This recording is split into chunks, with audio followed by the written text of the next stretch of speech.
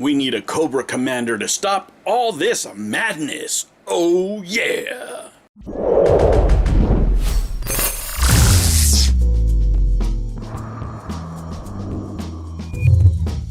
Hello humans, and welcome to another episode of Gen X Gamer. You know, I had recorded another episode. It was about Tommy Tallarico, and I'll put this one for tomorrow morning. If you're a member, you guys can watch it. But this right here took precedence because it just hit me a lot harder. You know, it's a story that people have been covering, but I don't think they've given it the perspective of us older gamers that have been around for a long time. You know, to a lot of people, these are just layoffs. They're just layoffs. You know, another part of corporation. This is what companies do. Nintendo's going, you know, the corporate route. They're laying off all these people and what have you. But let me tell you, it goes a little bit deeper than that for those of us who have been Nintendo fans since the NES. You know, one of the basic foundations of Nintendo back then, it was for the players. It was about the games, you know, and it felt that for several years, you know, and you know, unlike other people, I'm not going to malign Bowser because he's just doing the job that he was hired to do.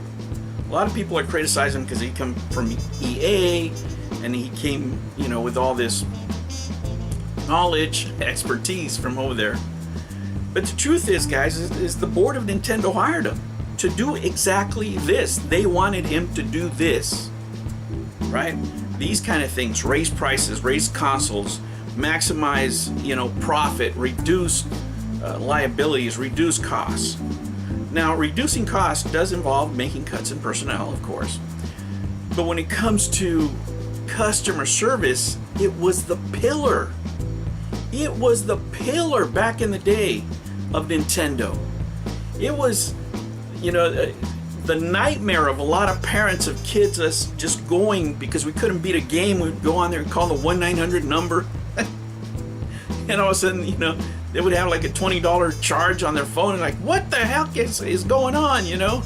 And you didn't know as a little kid, you know, you're just dialing numbers. What do you mean it's $30? It's as much as a game? But there was always that service. That 1-900 number was famous. It's what made, you know, a lot of the older game companies different, and Nintendo started that. Nintendo started that where you can call. You know, the video game industry is so big and explosive back then, and they were so dedicated to customer and customer service. Guys, I do this for a living. Trust me, just because you become more efficient at something, and it's what I do all day. I make systems more efficient. It doesn't mean that it's the best thing for the customer, right? It doesn't mean that it's gonna be part of your long-term strategy. Right? When you're building a strategy for your company, it just, you know, depends what you want to do. Of course, you want to make profits, but some companies want to have an image. Some companies want to have a standard that is behind their brand. But when you're doing something like this, when you're attacking the actual DNA of your company, it's telling you that Nintendo is no longer going to be Nintendo. Nintendo's getting too big, right? They want to act like what they really are, and I told you this before. To me, Nintendo is always a multimedia company that didn't know it was, and it was just making video games at the time. Now that they're making movies, you know, and doing all this business and being as more profitable that they have ever been, the board had decided to change business models, you know, and I think long term, right? If I was talking to them and speak to them long term, I don't think that this is a good strategy. It's taking away from what makes you different. I've criticized the industry for uniformity, right? Everybody's the same. Xbox, PlayStation, Nintendo are all doing the same thing. Maybe not all of them have the same games, but they're following the same business model. What made Nintendo stand out is that extra care they had. Remember the Nintendo seal of quality, right? Now anybody can make games for Nintendo. Now you had the customer service, personal customer service. What a great job it would be for college kids. They're going to college and all they're doing is sitting there playing video games, to have this as their summer job. That is no longer going to be the case. Do you think somebody reading a script from another country that doesn't have your culture? It's not about race, guys. It's about culture. Gamers have culture between us.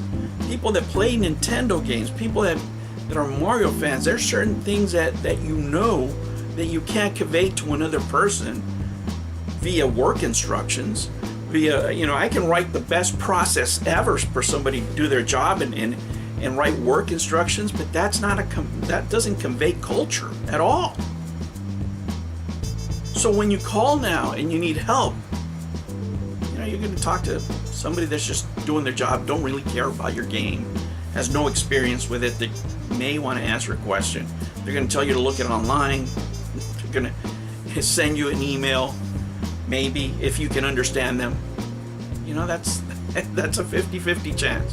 It's like every other industry, right? Again, it's about uniformity. Nintendo is never going to be the same. Let me break it to you. And we're going to have to live out of memories. There's a way to scale the business, in my opinion, to scale the Nintendo business, right? And still keep the integrity. Do they need to do this? No, they don't. They make enough money to keep it in-house. But is it more profitable to cost estimate? Yes, it is. Yes, it is. But what is going to make you buy a Nintendo game now? Is it the customer service? No. Is it the price? No. Brand loyalty? Right? How are you going to get more customers if all the new customers play on cell phones? This is long-term strategy that I'm talking to you about, where what is going to make this company different. The IPs, everything comes to an end, right? IPs can only last so long. And right now, as popular as Mario might be at the movies, kids are playing Roadblock. We're running out of traditional gamers that appreciate these IPs. And I'm telling you, because I have 6 grandkids, none of them, play Nintendo games. None of them asked me for a Nintendo game at all. Right? As a matter of fact, when I went with my nephews, even in the Philippines, I went to the Philippines and my nephews and I said, look, and they're like, it wasn't that big of a deal. So the company has to change. It's going to go through all these different iterations, but it's never going to be the same. It's not going to be what it was. It's not going to be the company that, drives our nostalgia from back in the day. Can they produce some products? Yes. But little by little, you see this erosion, right, of culture within Nintendo that strays away, I think, too much from that Japanese DNA. Why do we love Japanese games so much? Because they're different, because they have their own identity, because they're different stories, because of the quality and detail to attention that the Japanese have. That's being eroded away little by little in the pursuit of profits. Do I blame Doug Bowser? No, I don't. Because he's just doing the job that he was hired to do. Does it make me feel great? No. Does it make me feel hopeful for the future? No. But you know what it does do, guys? It makes me appreciate the things that I have around me even more. The old magazines, my consoles, my games. If anything, it's going to make me dive deeper into retro.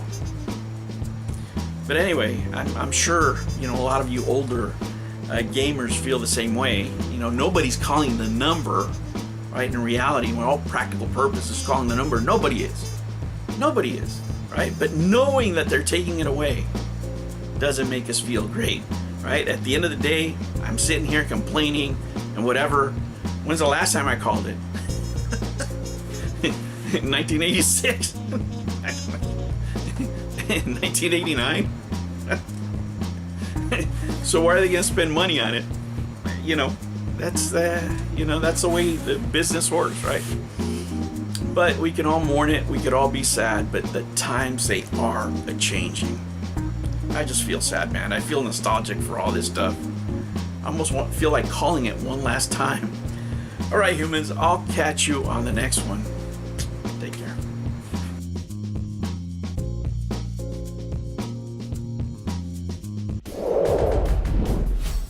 New videos every Monday and Sunday. Thank you for joining me on another episode of the Gen X Gamer.